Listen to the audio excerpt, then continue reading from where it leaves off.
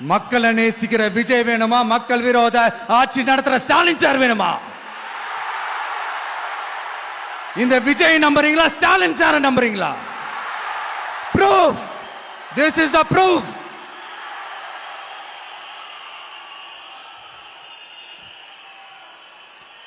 இந்த தீய சக்தி, ஊழல் சக்தி, இதெல்லாம் ஏன் சொல்றோம், எதுக்கு சொல்றோம், யார சொல்றோன்றதெல்லாம் மக்களுக்கு தெளிவா தெரியும். அதே மாதிரி டிவி கேவுக்கு போட்டி டிஎம்கே தான்றதும் மக்களுக்கு தெளிவா தெரியும்.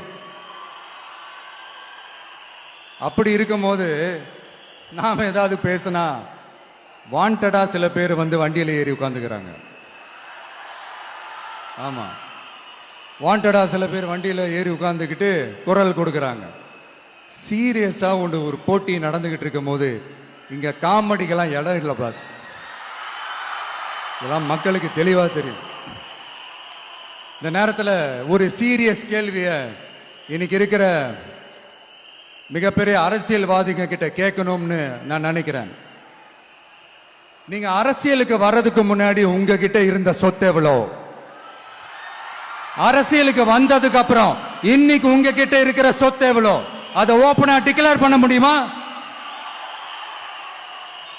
அப்படி வந்த காசெல்லாம் என்னென்ன தொழில் செஞ்சு வந்துச்சு, என்ன வேலை செஞ்சு வந்துச்சு, உண்மையிலே நீங்க உழைச்சி சம்பாதிச்ச காசா, இல்ல ஆட்சி அதிகாரத்துக்கு வந்ததுக்கு அப்புறம் ஆட்டைய போட்ட காசா?